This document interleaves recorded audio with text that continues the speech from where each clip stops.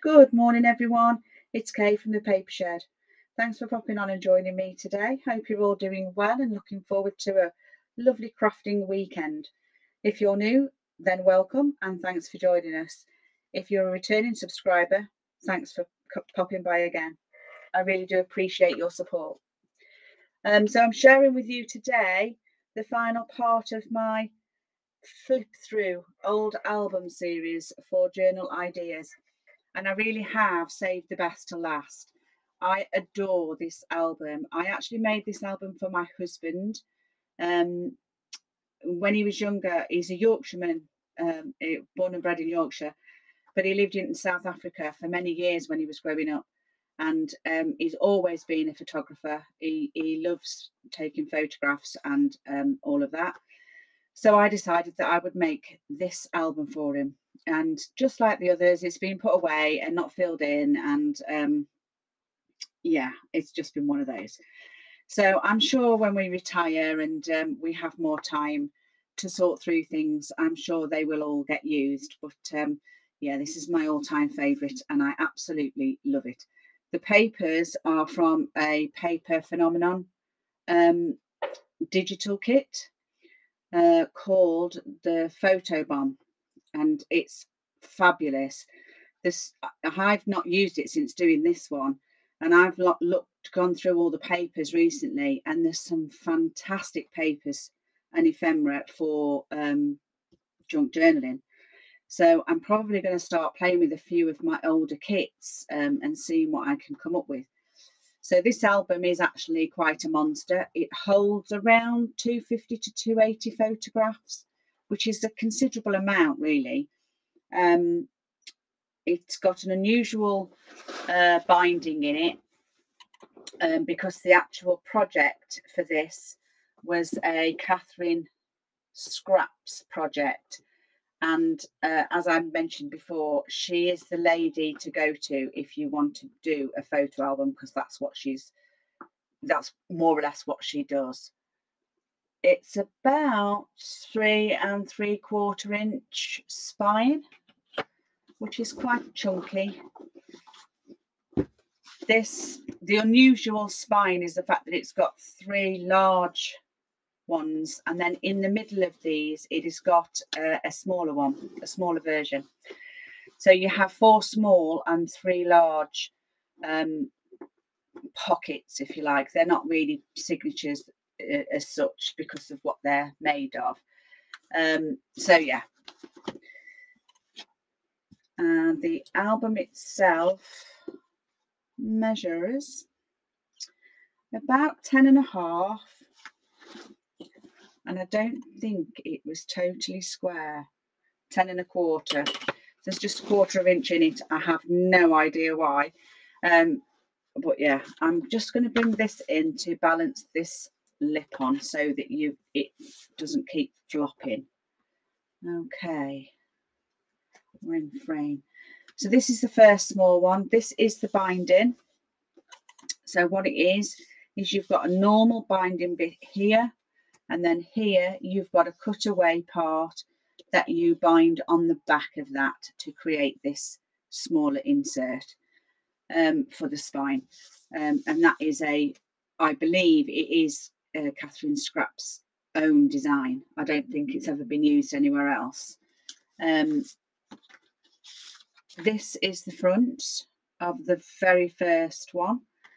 3 nice pockets there. Like this idea, normally we do it where we do it sort of right down. I think that actually looks really neat across that page, and because this is a smaller page, you can imagine that in a journal. This sort of thing here is normally done afterwards, so your pockets are created as normal.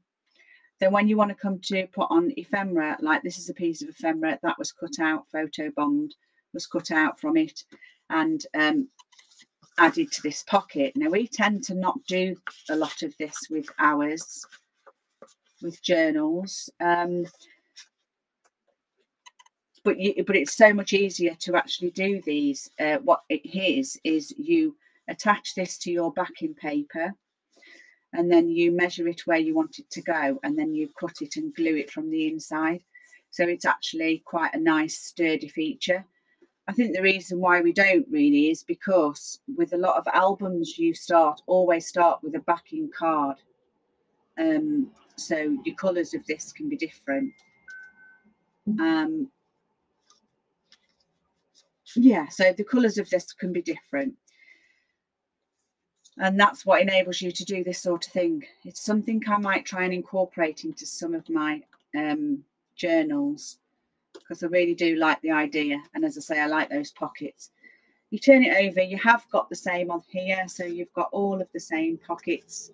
So it's just a mirrored image. And then you've got an opening there for that way, there we go, for two very large photographs.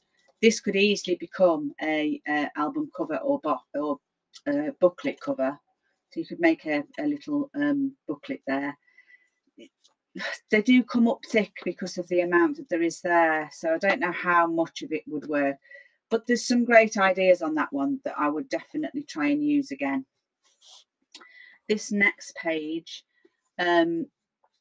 is two flaps that come down. These are magnetized to hold down. You've got then a large pocket here. It's got a gusset in the middle, so you've got two separate pockets in here. And then you flip that open and you've got a photo section there. And this was something else I spotted. I love that. I think that's cool. I do like this paper separation thing that goes on in these books as well. Never really thought about it before, but I do like that. So some more ideas. Yes, that's your first flip. And then what this one is, this flips down to reveal this beautiful pocket. So I'm just going to take all of those out for now. So this is just one long pocket at the back. Okay. And then what that is the same as these. So it's been in keeping with those, but it's got this lovely little saying on the front that incorporates the two pockets together. So you've got no, you've got no tuck spot really. They are actual pockets because you've put this on. Photography is a record of your living for anyone who really sees. Isn't that lovely? But I like that look. Don't know how you could incorporate that into a journal, but I do like the look. I'll just pop these back so that I know where they came from. You can see there, and you can see right down to the bottom where they come to the bottom. I just like it. I think that's a great page. So flip that back up. The camera is an excuse to be someplace you otherwise don't belong. It gives you both a point of connection and a point of separation. It's quite deep, isn't it? Yes. So we turn the first large page, and here you come to a very large envelope pocket. These I created using buttons and some glossy accents with a little bit of the cardstock in the middle. I wouldn't use them again because they're not onto paper anyway, because they're not sturdy enough. I mean, I think if I'd have sewn them on, it would have probably been a little bit better. So I should have done that and then done the glossy accents, and then it would have worked okay. These ones aren't actually loose, but I have got one a little further down that is actually loose. So yes, I wouldn't do that again. Then this large pocket holds, very similar to the cruise. I don't know why I can't get that out. I'm back. So we have this lovely large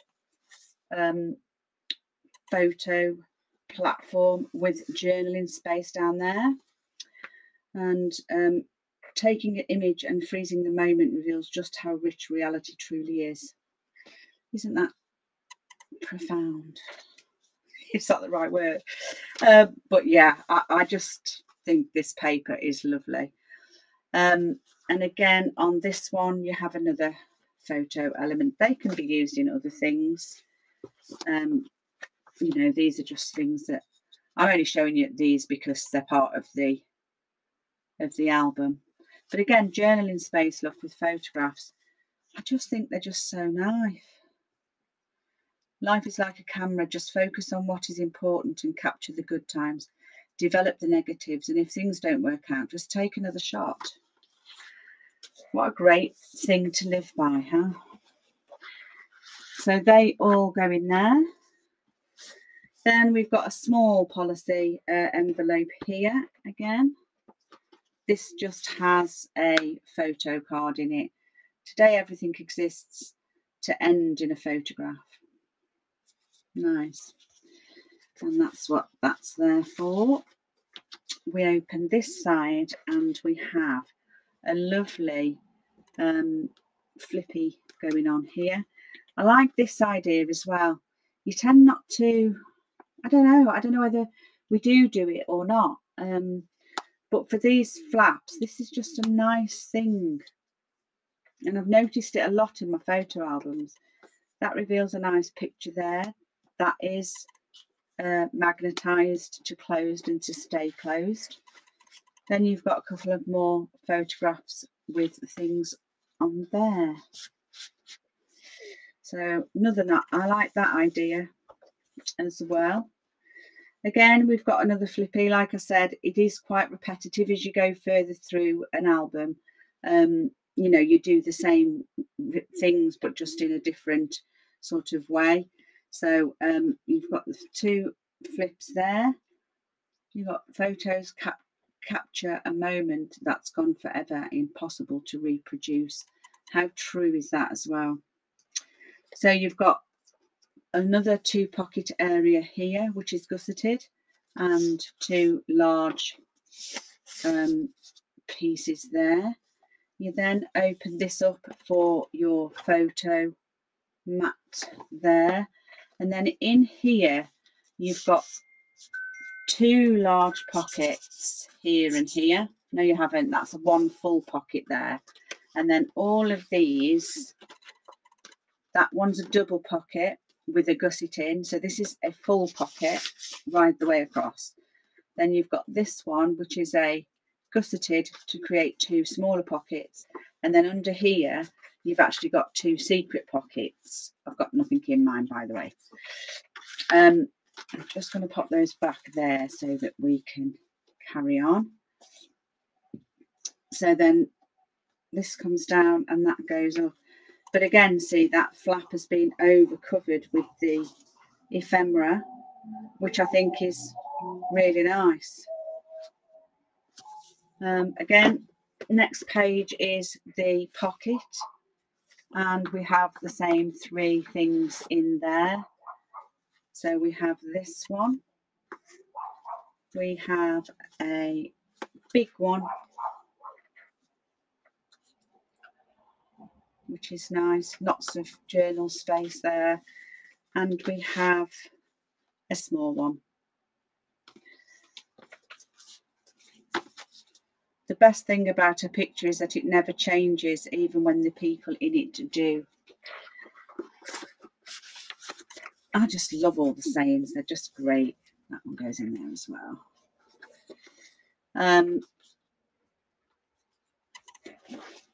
Next one, we have a similar pocket there to the ones at the front, with a flat pocket this time.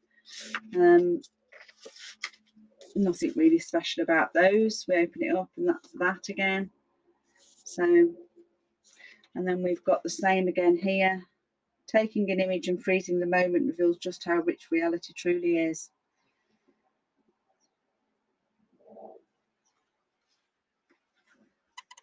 And then we do that. You've got a double pocket here, so a pocket there and a pocket there. So this one is gusseted down here.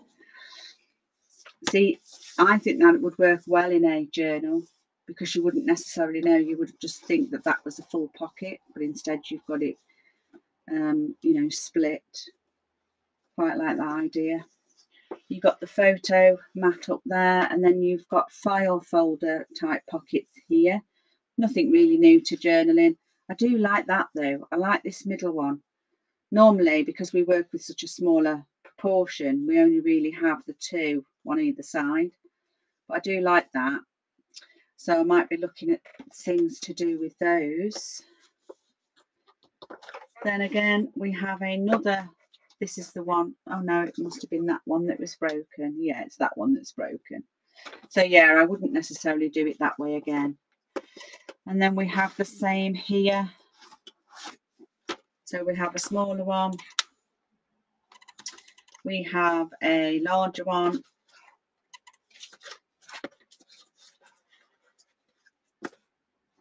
Which is nice. And we have this one, which are all quite nice to go in there.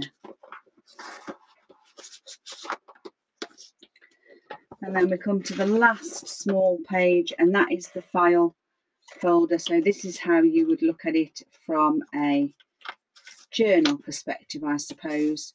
So you could actually do three. They do overlap, but because you're putting them further up, quite like that. Loving this idea. We don't do that enough in journals. And as I said before, I think the reason is because with albums, you always start with a cardstock for your back, you know, like a folio. So you always start with your folio cardboard part. And then this is, like I said, is just done by sticking that to your piece of card where you need it to be. So you put the card there, and then you cut it to what you want it to be, and then you add it on and you glue it at the back of this pocket. So it is quite an easy thing to do. I just love the way they all come out. And then this one has just the last pocket on it. And these are buttons again with a bit of glossy accents on. And you've just got a photo card in there.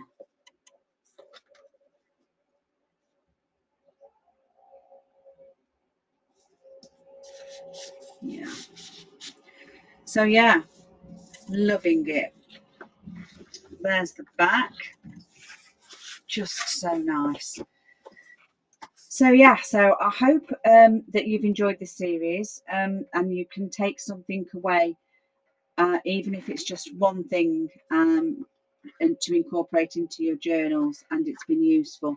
I love these, and I think the whole series from 1 to 6 has actually had something in it that I would bring back to a junk journal.